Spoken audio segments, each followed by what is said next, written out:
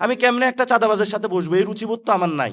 আমি কেমনে একটা টেন্ডারবাজের সাথে বসবো, এই রুচিবোধ তো আমার নাই। যে 17 বছর মজলুম ছিল সে যদি এখন জালেম হয়ে যায়, তাহলে আমি মজলুমের পক্ষে থাকবো, আমি জালেমের সাথে বসবো না।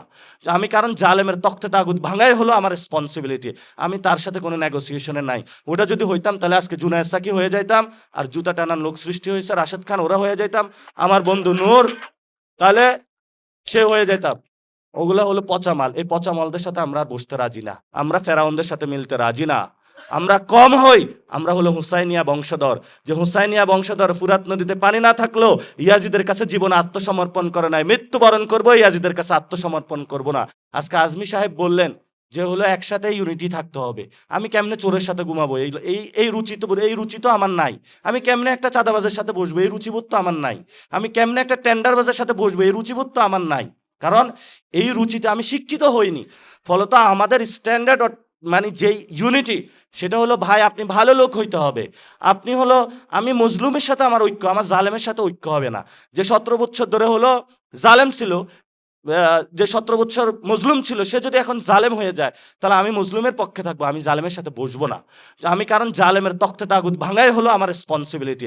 আমি তার সাথে কোনো নেগোসিয়েশনে নাই। ওটা যদি হইতাম তাহলে আজকে জুনায়েদ সাকি হয়ে যাইতাম, আর জুতা টানার লোক সৃষ্টি হয়েছে রাশেদ খান, ওরা হয়ে যাইতাম, আমার বন্ধু নূর তাহলে সে হয়ে যেতাম। ওগুলা হলো পচা মাল। এই পচা মালদের সাথে আমরা আর বসতে রাজি না। আমাদের নতুন করে শুরু হবে। আমরা 2 জন হই, 2 জন শুরু করব, 3 জন হই শুরু করব, সমস্যা নাই, আল্লাহ আছে উপরে, আল্লাহ সহায়ক। আমরা ক্যাম্পাসে হলো 5-6 জন মিলে কাজ শুরু করেছিলাম। আল্লাহ আমাদেরকে বরকত দিয়েছে। ভবিষ্যতে সত্যের পক্ষের যারা লোক তাদের নিয়ে হবে।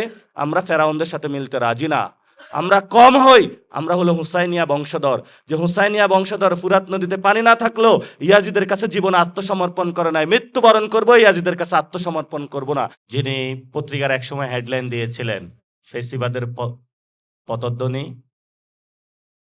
সেই ফেসিবাদের যে পতনধ্বনি উনি বলেছিলেন, তারপরে কিন্তু আমরা ফেসিবাদী পতনধ্বনির যে মুখোশ রানী শেখ হাসিনাকে সরাইতে সক্ষম হয়েছিলাম, কিন্তু যে সিস্টেম সেটাকে আমরা এখনো পরিবর্তন করতে পারি নাই। আজকের এই প্রোগ্রামে উপস্থিত আছেন যিনি আয়নাগর থেকে ফিরে এসেছেন, যার স্টোরি বা গল্পটা যে কোনো আমরা ছোটবেলায় যে গোয়েন্দা সিরিজগুলো পড়তাম সেগুলোকে হার মানায়। আজকে এখানে উপস্থিত আছেন জুলাই গণ অভ্যুত্থানের আহত ভাইরা, যাদের অঙ্গের বিনিময়ে নতুন একটি বাংলাদেশের স্বপ্ন ওনারা দেখেছিলেন। আজকে এখানে উপস্থিত আছেন শহীদ, ওনাদের রত্নগর্ভা মা, কারো বোন, যাদের কাছে আমরা এখনো অপরাধী, যাদের কাছে আমরা প্রতিশ্রুতি দিয়েছিলাম যে তাদের সন্তান, কারো স্বামী, কারো ভাই যারা চলে গিয়েছে, শহীদ হয়েছে, যারা খুনিরা আছে, আমরা তাদেরকে বিচারের কাঠগড়ায় দাঁড় করাবো। প্রিয় মা, আমাদেরকে ক্ষমা করে দিবেন এবং দোয়া করবেন আমরা আপনার সন্তানের যারা খুন করেছে, প্রিয় বোন যারা আপনার ভাইকে খুন করেছে, আমরা এখনো রাজপথে আছি, আমরা সেই দায়িত্ব কাঁধে নিয়েছি। ভবিষ্যতে আমরা এর জন্য কাজ করে যাব। কোনো রাজনৈতিক পদ, কোনো টাকা বা যে কোনো স্বার্থ আমাদেরকে কখনো ক্রয় করতে পারবে না। সেই প্রতিশ্রুতি নিয়েই মাঠে নেমেছি।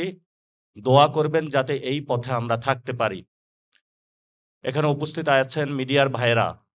অসংখ্য মিডিয়ার ভাইকে সেই সময়ে খুনি হাসিনা নির্যাতন করেছিল, গ্রেপ্তার করেছিল।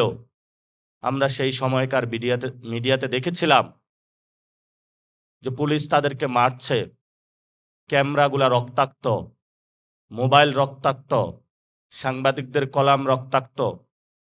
সেই সময়ের স্মৃতিগুলো আমরা ভুলে যাইনি। আমরা সেই বীর সাংবাদিক যারা রয়েছেন, শহীদ হয়েছেন, তাদের শ্রদ্ধাভরে স্মরণ করছি। যারা রাজপথে সেই ছোট্ট জীবনের ভাষণা, বাংলাদেশের সত্যের কলম ধরা, সত্যকে প্রকাশ করার বাসনা নিয়ে যারা সাংবাদিক জগতে এসেছেন, সেই লড়াইটা এখনো চালিয়ে যাচ্ছেন, ভবিষ্যতেও যাবেন। সেই দোয়া থেকে আমি আমার কয়েকটা ছোট কথা বলবো। আজকের এই প্রোগ্রামে আরো উপস্থিত আছেন নবগঠিত আমাদের যে ইঞ্জিনিয়ার্স যারা আছেন তাদেরকে নিয়ে আমরা একটা অ্যালায়েন্স করেছি সবাইকে নিয়ে সম্মিলিতভাবে কাজ করার জন্য। আমি আজকে দু একটি কথা বলবো। প্রথমত, বাংলাদেশের বর্তমান যে সংকটের জায়গাটা কয়েকটা জায়গায়। একটা হলো ধর্ম থাকলে হলো ক্ষমতা থাকে না, ক্ষমতা থাকলে ধর্ম থাকে না। ধর্মভিত্তিক দল যেগুলো, সেগুলো হয়ে যাচ্ছে ক্ষমতার পাগল। ক্ষমতাভিত্তিক যে দলগুলো রয়েছে সেগুলো হয়ে যাচ্ছে ইন্ডিয়ার পাগল। তো বাংলাদেশে এই যে সংকটটা রয়ে গিয়েছে, যদি কোনো ভালো মানুষ হয় তাহলে রাজনৈতিক ভালো জায়গায় সে যেতে পারে না, ডিসিশন মেকিং প্রসেসে যেতে পারে না। আর যদি কেউ খারাপ মানুষ হয় তার থেকে আমরা ভালো কোনো ডিসিশন আশা করতে পারি না। এই যে একটা জগাখিচুড়ি বাংলাদেশের অবস্থা, এই অবস্থা থেকে উত্তরণের জন্য আমাদের সামগ্রিকভাবে রাজনৈতিক যে সংস্কৃতি সেটার পরিবর্তন ঘটাতে হবে। আমি গত 10 দিন পদযাত্রায় ছিলাম। যারা স্থানীয় লোকজন তারা খুব বিপদে আছে। কারো ভালো একটা স্কুল নেই। স্কুলগুলোতে গিয়েছি, যারা শিক্ষক 10টার শিক্ষক 12টায় আসে, 12টার শিক্ষক 4টায় আসে। স্কুলের ম্যানেজিং কমিটির সভাপতি দেওয়া হয়েছে, যেখানে আমরা বলেছিলাম সবচেয়ে ভালো মানুষটাকে দেওয়া হবে। ওই এলাকার নাম্বার 1 ক্রিমিনালকে হলে স্কুল কমিটির সভাপতি বানানো হয়েছে। মসজিদ কমিটির সাথে বসেছি, সবচেয়ে আলেম যাকে মসজিদ কমিটির সভাপতি বানানোর কথা, সেখানে বসানো হয়েছে নাম্বার 1 ক্রিমিনাল, যে ওই এলাকার বাড়ির মহল্লা, তাকে মসজিদ কমিটির সভাপতি। কারণ তার কাছে পাওয়ার আছে এবং সে বলছে আমি মসজিদ কমিটির সভাপতি হব। আমরা মন্দিরেও গিয়েছিলাম, সেখানেও একই অবস্থা। বাজার কমিটিতে গিয়েছি, সেখানেও একই অবস্থা। তারপরে হলো আমরা উপজেলা প্রশাসনের সেখানে গিয়েছি। স্বাস্থ্য যে কমপ্লেক্সটা আছে সেখানে সরকারি ঔষধের জন্য টাকা দেওয়া হয়, কিন্তু সরকারি ঔষধ নাই। নার্স থাকলে ডাক্তার থাকে না, ডাক্তার থাকলে নার্স থাকে না। যেই টাকাগুলা দেওয়া হয় সেই টাকাগুলা ওইখানের যিনি আছেন তারা সুন্দর মতো ভাগবটোয়ারা করে নিয়ে যান। এলাকাবাসী যখন দেখেন যে কোথাও গিয়ে হলো জায়গা পায় না, তারা খুব অধীর আগ্রহে থাকেন হলো এমপি সাহেবের জন্য। এমপি সাহেব হলো নির্বাচনের আগে যে সিমটা ব্যবহার করেছেন ওইটা আলহামদুলিল্লাহ আস্তে করে বন্ধ করে দিয়ে ঢাকায় তাদেরকে পার্লামেন্টের আশেপাশে মানে কিছু ছোট ছোট ফ্ল্যাট দেওয়া হয়েছে, ওইখানে হলো মোবাইলটা বন্ধ করে একদম বৃষ্টিতে তারা ঘুম দেয়। তো আমি কয়েকজন এমপিকে জিজ্ঞেস করলাম যে আপনাকে এলাকার মানুষ খুঁজতেছে, আপনি এলাকায় যান না কেন? কারো যদি খুব ছোটখাটো অসুস্থ হয়, জ্বরও হয়, তাহলেও সে এমপি সাহেবকে খুঁজে। এলাকার মানুষের ভয়ে আমি আর এলাকা যাওয়ার সাহস পাই না। এমপিরা হলো ঢাকায় পালায়া থাকে। তারপরে এলাকার মানুষকে জিজ্ঞেস করলাম যে এটা তো এমপির কাজ না, এটা হলো একটা চেয়ারম্যানের কাজ, মেম্বারের কাজ, উপজেলা চেয়ারম্যানের কাজ। বললো যে উপজেলা চেয়ারম্যান নাই। আমি বললাম কই গেছে? বললো যে আওয়ামী লীগের আমলে পালায়া গেছে। বললো চেয়ারম্যান কই? বললো চেয়ারম্যানও নাই। মেম্বার কই?